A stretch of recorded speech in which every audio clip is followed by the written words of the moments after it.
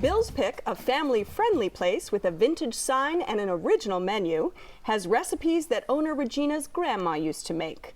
You'll find it on Grand Avenue in Oakland, and it's called Sorella di Zza. My name is Regina Pasalacqua, and I am the owner of Sorella di Zza. Sorella di Zza has been open under our ownership since December of 2005. We are known as a family-friendly restaurant, but the great thing is we have two sides. We also have the Inoteca side, which is the adult-only side. So you get the best of both worlds. It offers the same great menu. There's a dish on the menu called spaghettini. It tastes just like my Grandma Fanny's pasta recipe. Chris, our wine director and manager, is literally a local legend here. He has really built a loyal clientele that comes into the wine bar. They're able to come in and relax, and he has a great knack for choosing wines to match the person. I think it's a great spot for solo diners. We have a lot of people that come in, they're very comfortable. It's very quiet. They have a chance to unwind from their day. And Chris is an excellent host, and he makes you feel very welcome. All right, Bill, you are a musician. You're a singer and a drummer. Do you go hang out at Zza's? And people call it Zza's. Zza's, yes. I really love the place. You can take your family, take your kids. They've expanded over years, and they've actually acquired a second building, which became their wine bar. But you can eat on that side as well. But it's really about the people. It's really about the people, the ambiance. The food is great. And what's one of your favorite dishes? When you walk in the door, what do you think about? I'm just a fanatic about lasagna. And for the most part, when I go to a place that has somewhat of an Italian cuisine, lasagna is kind of like the benchmark for me. So they changed their lasagnas. You can have, vegetarian lasagna. Mine particularly was Italian sausage lasagna, beef lasagna, ground beef lasagna, and of course eggplant lasagna. So those just rotate in and out the lasagnas. Yeah, absolutely. But I mean, their signature dish is the spaghettini, which is delicious too. With kind of a ragu, a pork ragu. Yes. I was looking forward to the lasagna from 3 days before when I read the menu on the internet, and I got there and they said, no lasagna tonight. Oh. And for an Italian restaurant, for me to hear no lasagna, that's my benchmark also, Bill. Yeah. What can I tell you? So we had something that was called half a chicken under a brick, and it kind of looked like that.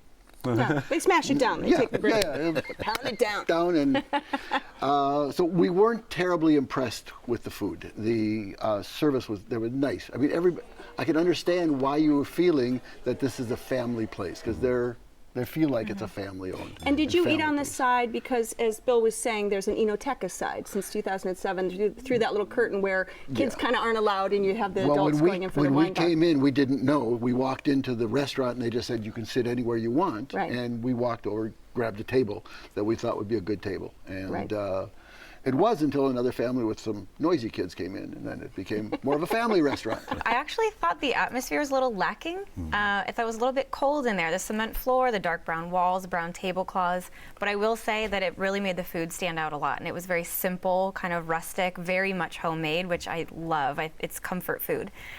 We had the spaghettini, which I guess is one of their signature dishes. We had the arugula pizza, which I could eat pizza all day, every day. Honestly, it's kind of disgusting, but their pizza was fantastic. Why? The crust was just thin enough. It was crispy all the way through, even to the center. And on the arugula pizza, it has a farm egg in the middle, and sometimes that makes it a little bit soggy.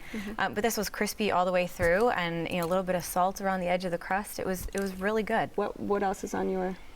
We just had the spaghettini and the pizza. We had a side of kale, which I happen to be obsessed with kale at the moment. So but it was really great. A little bit of toasted garlic in there, a little bit of olive oil, very fresh, bright green. It was really, really good. And for $5, I mean, what a value. You get a full bowl of kale.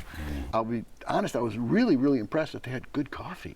Because so many restaurants don't put, coffee as a specialty, and they don't really do it. This one, very, very good. So. As Bill knows, having gone there, all their wines are under $50. Yes. All the selections, and they rotate quite a bit. And Chris is the wine director, Chris is and the quite a man. character. Yes, he is. Beautiful guy. Actually, and he's very knowledgeable about the wines, and he does a lot of selecting when it comes to the the vintners and what they bring in, and actually I'm trying to remember the day. You can catch them on a Wednesday. What Wednesday is it where the vintners come in and they offer free wines?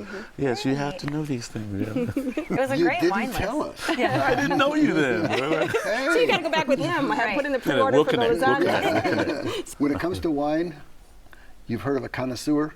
I'm a common sewer. Everything goes down. Love it. And did you feel you got, value? Is this a place you'd go back to just for casual meals? Or? Absolutely. It was a really good casual spot, but also felt like, kind of like you said, a family place and a really good place for just a casual celebration too. And definitely worth, it was great value. I think it was $30 per person, maybe with drinks, and it was great.